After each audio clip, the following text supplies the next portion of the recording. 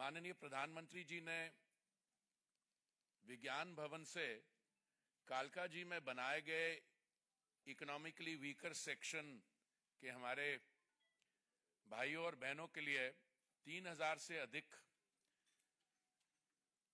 Flats जो हैं उनको उनमें से 500 लाभार्थियों को तो चाबी हाथ में पकड़ाई और बाकियों को भी बाद में हमने हैंडओवर किया। ये कालका जी डेवलपमेंट प्रोजेक्ट जो है it is only the first. कई हमारे और प्रोजेक्ट्स हैं which are at a very advance stage. अब जेलरवाला बाग में एक प्रोजेक्ट है जिसमें बड़ी संख्या में फ्लैट्स बनाए गए हैं। उसके अलावा कठपुतली कॉलोनी है एटसेट्रा। मैं कुछ ही देर में आता हूं कि केंद्रीय सरकार ने क्या क्या किया है। जहां झुग्गी वहीं मकान की योजना में, पर उसके अलावा कभी कभी हम ये लोग भूल जाते हैं कि जो हमारी एग्जिस्टिंग ग्रुप हाउसिंग सोसाइटीज हैं, डीडीए कॉलोनीज हैं, ये डीडीए कॉलोनीज 1970s में बनाई गई थी। ग्रुप हाउसिंग सोसाइटीज कुछ उनके पहले भी हैं। उस समय एफएआर हुआ करता था 1.33, उसको बढ़ के ये बना 1.66 और आज ये 2 से भी ऊपर है। तो जो रिकंस्ट्रक्शन रीडेवलपमेंट है इन कॉलोनीज का, ये भी काम साथ साथ चल रहा है और ये प्रोविजंस ऑलरेडी हमने मास्टर प्लान में डाले हुए हैं। दिल्ली की संख्या, दिल्ली की आबादी 2011 के सेंसस में 1.67 करोड़ मानी गई थी। मुझे लगता है और मुझे लगता है आप सब सहमत होंगे, जब अगला सेंसस आएगा तो दिल्ली की आबादी 2 करोड़ से अधिक ही होगी। अब 2 करोड़ से अधिक आबादी में जो हमारी स्कीम्स हैं अभी जो लागू हैं, उसमें जहां झुग्गी वहां मकान कुछ 10 लाख लाभार्थी होंगे इसके। हमने मैनिफेस्टो में भी फिगर दिया है कुछ, पर ओवरऑल ये फिगर 10 लाख के करीब होगा। जो अनऑथराइज्ड कॉलोनीज हैं उसमें भी अभी मैं डिटेल में जाता हूं, जिसमें पहले की जो राज्य सरकारें थी कांग्रेस पार्टी की और आम आदमी पार्टी की, ये 2006 से मसला लटकता आ रहा है। इन्होंने 2021 में जब हमें कहा कि इनको और 2 साल चाहिए वो ग्राउंड सर्वेस करवाने के लिए, तब माननीय प्रधानमंत्री जी ने यह निर्णय किया कि अब बहुत हो गया, अब केंद्रीय सरकार इसको कर देगी। हमें उम्मीद है कि पीएम उदय, जो रेगुलराइजेशन ऑफ अनऑथराइज्ड कॉलोनीज है, इसमें करीब हमारे 50 लाख नागरिकों को बेनिफिट मिलेगा। और तीसरी योजना जो है लैंड पूलिंग, हमने लैंड पूलिंग हमने अभी शुरू की थी, मैं उसके भी आपको डिटेल्स बताने वाला हूं। उसमें शुरू में थोड़ी सी हमें समस्याओं का सामना करना पड़ा और हमारी असेसमेंट है इसमें 75 लाख लाभार्थी होंगे नागरिक। इन अदर वर्ड्स, अगर मिला लें 2 करोड़ की पॉपुलेशन में से 1 करोड़ 35 लाख दिल्ली के नागरिक इन रीडेवलपमेंट से बेनिफिट करेंगे। अब मैं आपको मैंने आपको ब्रॉड आउटलाइन दी, अब मैं थोड़ी डिटेल में आपको इन चीजों के बारे बाकी फिगर्स बताता हूं।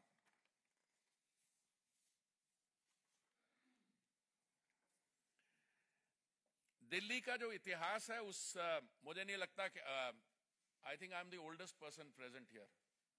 डॉक्टर साहब आप तो उम्र में मेरे से काफी छोटे हैं। हाँ, बराबर नहीं होंगे, क्यों? अच्छा, एनीवे, मेरी टेल यू, मेरी पैदाइश 1952 में हुई थी 1947 में दिल्ली की आबादी 7 लाख थी। जब मेरे पेरेंट्स के जनरेशन, फादर मदर आए, वो जो रेफ्यूजी आए, उस समय आबादी 7 लाख से उठ के 22 लाख हुई। लैंड एरिया तो उतना ही था। आज स्थिति यह है, जैसे मैंने आपको बताया कि 2011 के सेंसस के अनुसार दिल्ली की जो आबादी है 1.67 करोड़ थी, और उस स्टेटिस्टिक को हम लें तो Delhi is the second largest city, second only to Tokyo.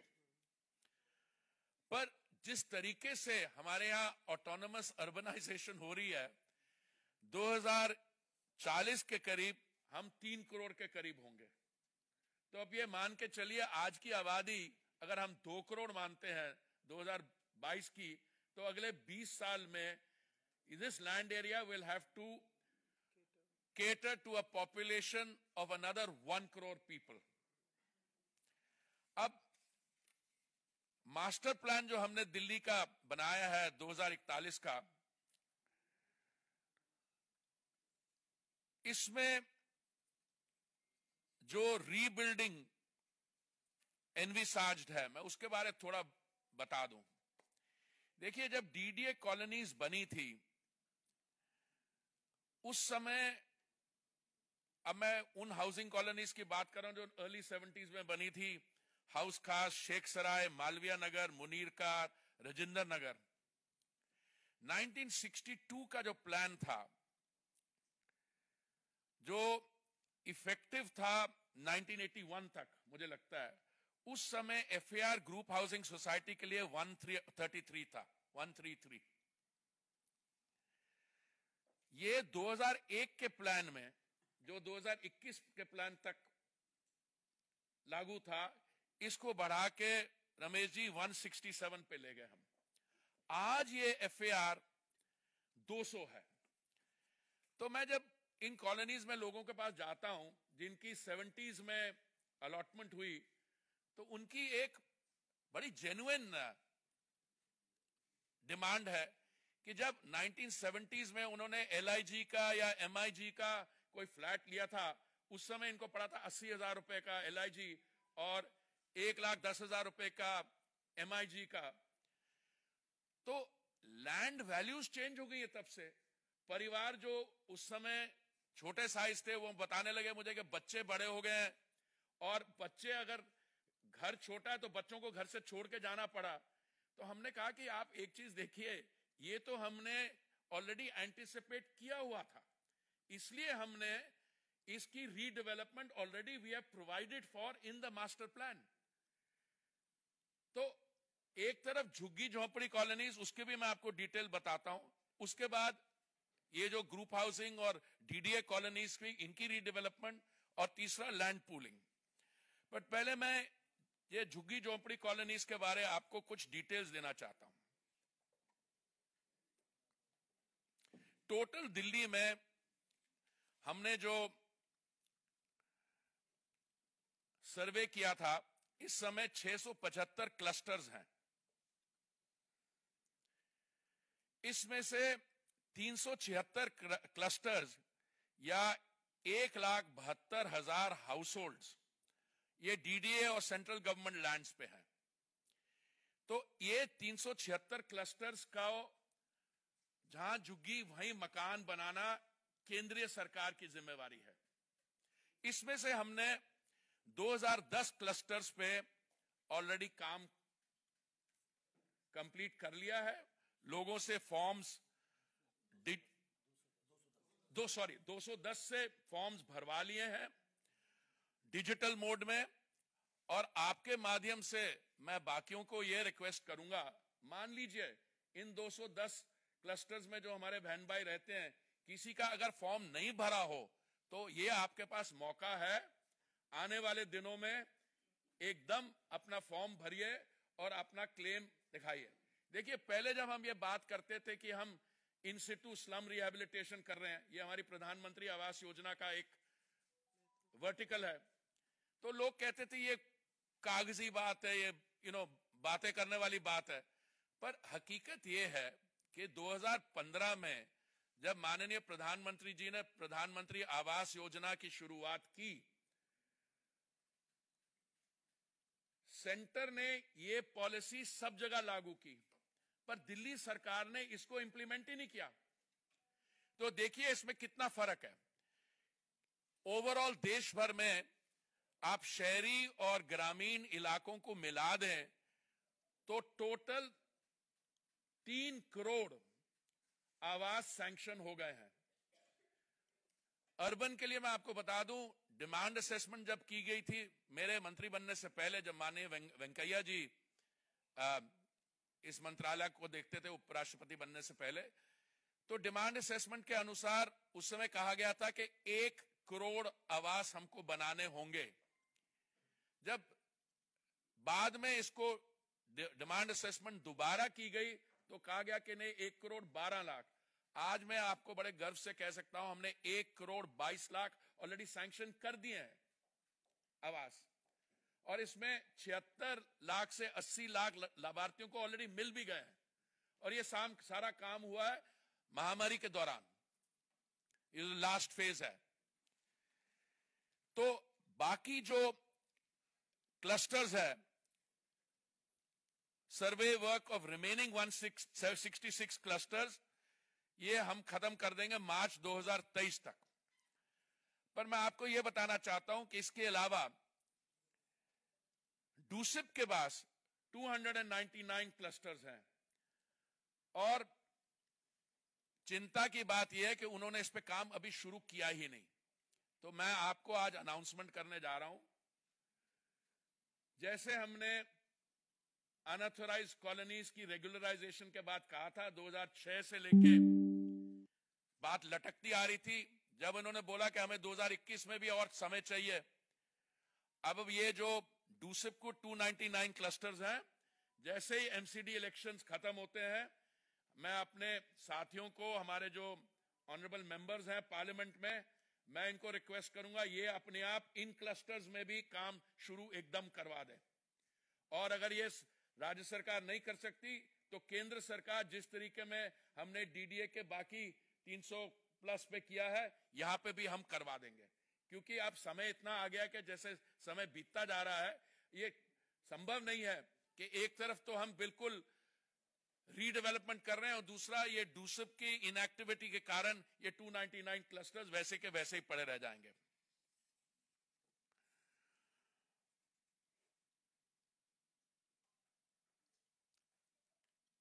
हमने ये असेसमेंट किया था कि जो अनऑथराइज्ड कॉलोनीज हैं, सवाल कभी कभी मुझसे ये पूछा जाता है कि आपने तो ये तो कर दी पर इनमें से कुछ छूट गई थी कॉलोनीज। हम कमिटेड हैं, पर हमने ये कहा था कि सीक्वेंशियलिटी हो जाती है। पहले ये जो जहां पे हमारे बहन भाई उस तबके से रहते हैं जहां पे बेसिक एमिनिटीज नहीं है, पहले वो कंप्लीट करेंगे, और जैसे ही वो कंप्लीट होती हैं तो we will also go to the जो जहां पे हायर नेटवर्थ इंडिविजुअल्स रहते हैं।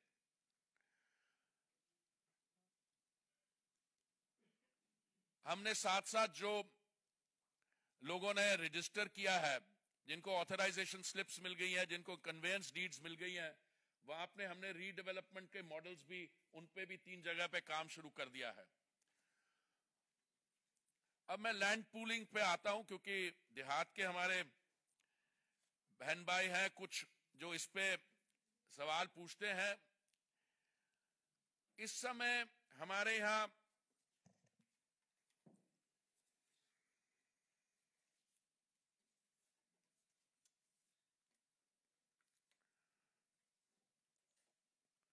ये फरवरी 2019 में हमने चालू की थी।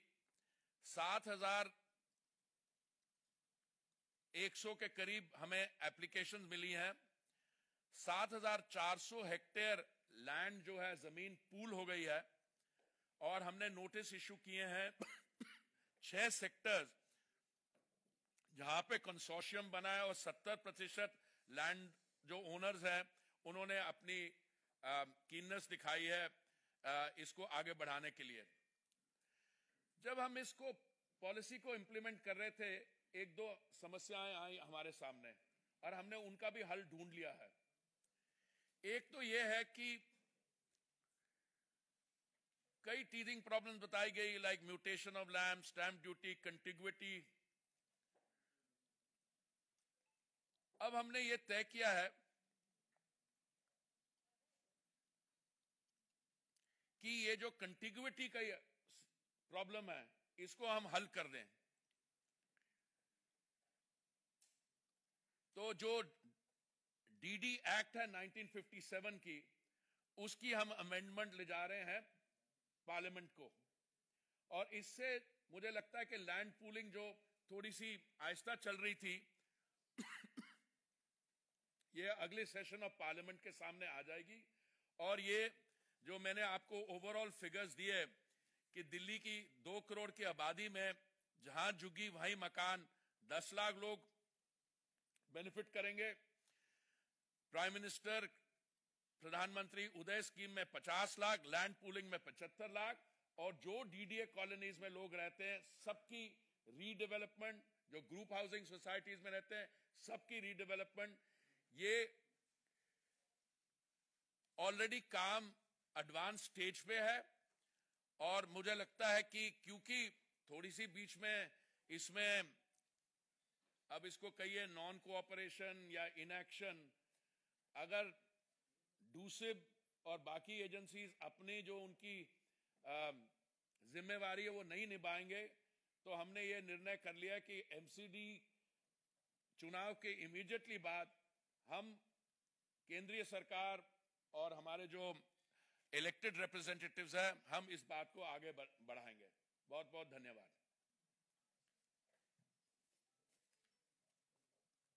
धन्यवाद आदरणीय मंत्री जी। और ये जो अनाउंसमेंट आज आदरणीय मंत्री जी ने किया है ये बहुत ही महत्वपूर्ण है। एक तरह से कहा जाए तो दिल्ली के हर व्यक्ति को, हर वर्ग के व्यक्ति को घर मिलेगा और उसके सपनों को पर मिलेगा। मुझे लगता है इसी संदर्भ में कोई प्रश्न पूछना हो तो अवश्य पूछें। सर, आपने रीडेवलपमेंट इंस्टीट्यूट की बात करी है, इसमें कठपुतली कॉलोनी आपका पायलट प्रोजेक्ट है जो अभी तक कंप्लीट नहीं हो पाया है। उसका कुछ कारण है। कठपुतली कॉलोनी की मोर और लेस काम कंप्लीटेड है, बट कठपुतली कॉलोनी का प्रोजेक्ट जो बहुत देर से चला आ रहा है, तो इसमें कुछ रिमेनिंग काम जो रहता है वो मुझे उम्मीद है कि अगले आने वाले कुछ महीनों में कंप्लीट हो जाएगा। नहीं, देखिए ऐसा है कि डेडलाइन सेट करना, ये मैं समझता हूं डेडलाइन जो हम लोग सेट करते हैं वो रियलिस्टिक होनी चाहिए। इसमें सारी प्रॉब्लम्स ऐसी हैं कि किसी एक व्यक्ति की गलती नहीं है। पर ने काम करने थे, कुछ सोशल इंफ्रास्ट्रक्चर बनाना था, वो कुछ काम थोड़ा सा बाकी मैं समझता हूं, और अभी वो माननीय लेफ्टिनेंट गवर्नर जी वो इसको देख रहे हैं।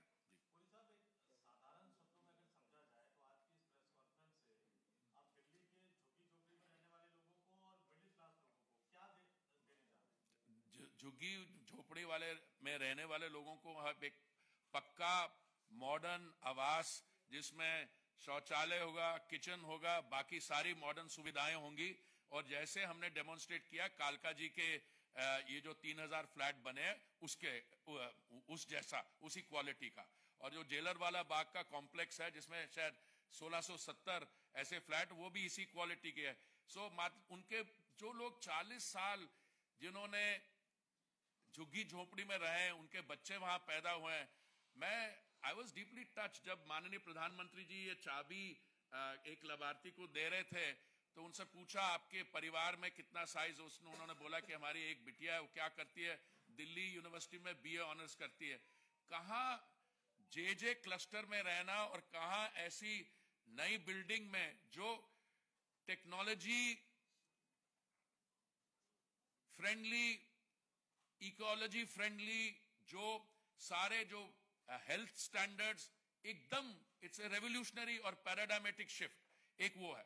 जहां पे मिडिल क्लास की बात है वो आप देखिए, आप जो परिवार जिन्होंने, मैं अपनी बात बताता हूं, 1978 में मेरे फादर को एक डीडीए फ्लैट अलॉट हुआ था।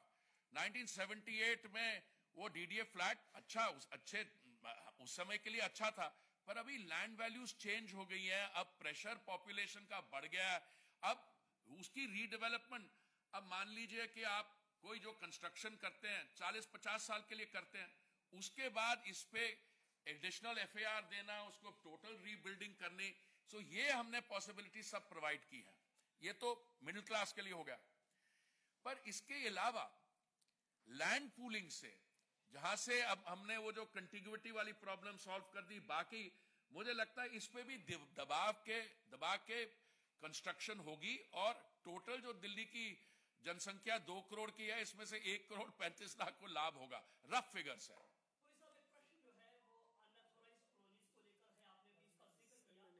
आप चलो यार, डोंट वरी जी। लेकिन वहां पर अगर हम म्युनिसिपल MCD के नजरिए से देखें, इन कॉलोनीज के अंदर सैनिटेशन और क्लीननेस के अलावा जो है काउंसलर्स पैसा नहीं खर्च कर पाते, तो उसके लिए कुछ कोई खाता आपने क्या किया है? बिल्कुल, देखिए ऐसा है कि ये हम डेवलपमेंट नॉर्म्स बना रहे हैं। पहले हुआ क्या हुआ नहीं हुआ, देखिए इसमें विशेष साइकिल है। अगर आपको लगता है कि ये कॉलोनी कभी रेगुलराइज होगी ही नहीं, तो आप उसमें इन्वेस्टमेंट नहीं करेंगे। जो लोकल पॉलिटिशियन होगा वो कहेगा, आपके पास आएगा, रमेश जी का पानी कलेक्शन दिलवा दो, ये कर दो, उससे तो सुधार आएगा नहीं। इसलिए हमने कहा कि इनको बड़ी रीजनेबल रेट्स पे हमने रीजनेबल रेट्स लगाए कन्वर्जन चार्ज के लिए, सो दैट ये रेगुलराइजेशन ले लें और इनको, जैसे मैंने बोला, कन्वेंस डीड, ऑथराइजेशन स्लिप, और इनको मलिकाना हक मिल जाए। तो इसकी रजिस्ट्रेशन हो रही है। थोड़ी सी मैं मानता हूं बीच में कोविड के कारण या कुछ और कारण हो सकते हैं, क्योंकि उनको लगा तो अभी तो देखिए रेगुलराइजेशन का क्या मतलब है, आपको डेमोलिशन और सीलिंग से बचत मिलती है, तो लगता है अभी कुछ नहीं होने वाली, थोड़ी डिले कर दें। पर मैं मानता हूं कि अभी आने वाले समय में इसकी गति पकड़ी जाएगी, स्पीड बढ़ेगी। और हम डेवलपमेंट नॉर्म्स जो है 3 जगह मैंने बोला, हम इस पे ऑलरेडी डेमोन्स्ट्रेशन प्रोजेक्ट कर रहे हैं कि ये पहले सिचुएशन थी अनऑथराइज कॉलोनी, अब इसको हमने डेवलपमेंट की है, इसमें सड़क बनी है, इसमें बैंक से कैसे लोन लेके, और आपको एक बारी फिजिकली वो दिखना शुरू हो जाएगा कि अनऑथराइज कॉलोनीज का क्या शेप होगा बाद में। तो मुझे लगता है ये भी कंप्लीट हो जाएगी।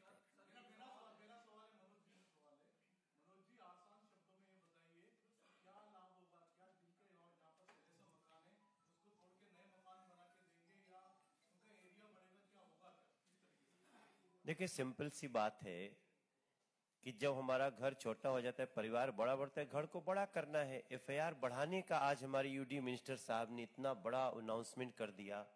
इस दिल्ली की सबसे बड़ी समस्या क्या है, आप थोड़ा सा भी सुधार करने जाएं तो तमाम शक्तियां आपके ऊपर टूट पड़ती हैं। उस सारे बाधा को आज नरेंद्र मोदी जी की पॉलिसी से हमारे UD मिनिस्टर साहब ने हटा दिया है। और ये मैं समझता हूं आने वाले समय में 2041 का जो मॉडल है, उसमें आज का अनाउंसमेंट, इसको मैं ऐसा मानता हूं कि अब किसी भी घर बनाने वाले व्यक्ति को थोड़ा सा रीडेवलपमेंट करने के लिए कोई समस्या नहीं होगी। सबसे बड़ी समस्या का अंत कर दिया है आज UD मिनिस्टर साहब।